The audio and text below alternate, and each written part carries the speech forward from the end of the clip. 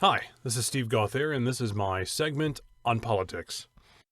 16 years ago, Donald J. Trump was a keynote speaker at an Anthony Robbins seminar called Success 2000. In his speech, he covered his top 10 keys to success in life and business. I'm going to set aside 8 of them and focus on number 7 and 1. Why just these 2? Well, I'll get there, I promise.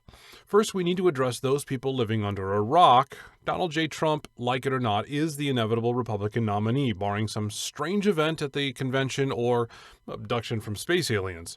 In fact, the AP reports that Trump just reached 1,238 pledged delegates, one more than is required. This means that supporters of Cruz, Kasich, Rubio, et al. Will have to come to terms with reality. It's either Trump or Hillary. Which is why I don't quite understand the Never Trump folks. Have you looked into her serial criminal record these past 40 years? However, Trump does need to win over these supporters between now and the general election in November. I'll steal a stereotypical line that you'll likely hear from a mainstream news political analyst. A Trump win in November will rely heavily on Republican turnout.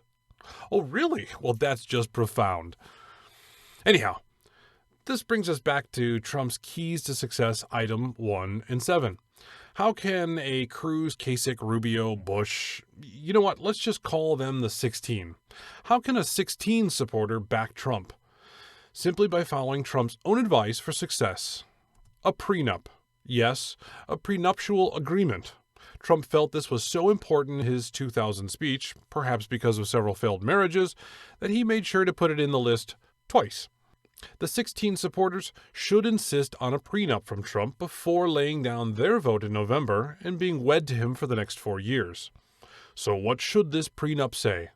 How should the voter protect him or herself in the event of a Trump presidency that doesn't quite go the right way?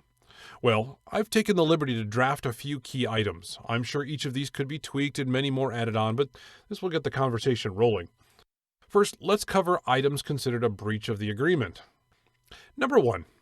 If Donald Trump strays from the conservative and constitutional ideals of limited government, lower taxes, less burdensome regulation, or in any way functions as president in a manner harmful to the American people, that would be considered a breach.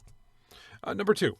If Donald Trump commits adultery by making deals with liberal Democrats that further their agenda and in any way harm the American people, that too would be a breach. And number 3.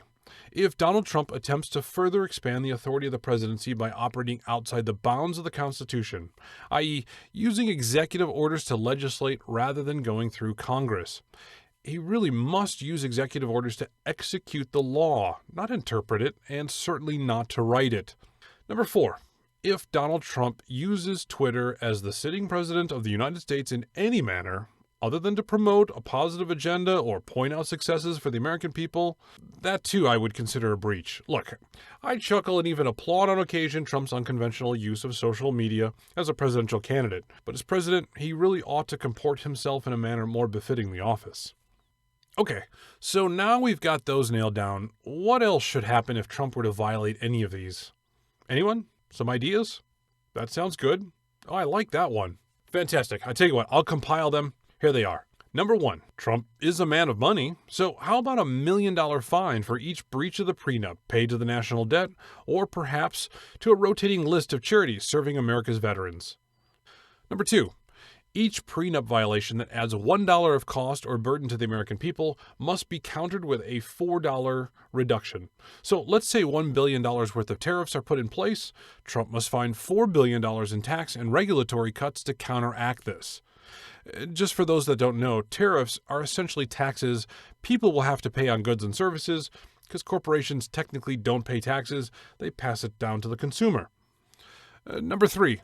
This provision will depend on his VP selection, of course, but excessive violations should require voluntary resignation of the post and advancement of his hopefully conservative vice president, whom, of course, we don't know is yet. Now, when it comes down to it, there is no reasonable way to think that a Trump presidency could be any worse than the last 8 years of Obama or the next 4 years under Hillary Clinton or Bernie Sanders. I tell you, I can't wait for Hillary to be president. Prenup or not, conservatives need to turn out for Trump in November. Hold your nose, gird your loins, or whatever you have to do. Make it to the polls and push the Trump button. But between then and now, we could applaud when Trump hits Democrats hard, much as he did with Republicans in the primary, while we push him to solidify conservative positions and hold them, and to select conservative thinkers for his VP and cabinet. This election is important in many ways, and the country can ill afford to have people sitting at home moping because their guy didn't win, or because Trump is rough on the edges, or because Trump didn't align with every one of their values. Besides, the way Trump is operating thus far, we might even hope that the heads of the GOP establishment will actually explode and leave the doors open for a true opposition party against the march of liberal statists and socialism. Thanks for watching my segment on politics. This is Steve Gauthier. Have a great day.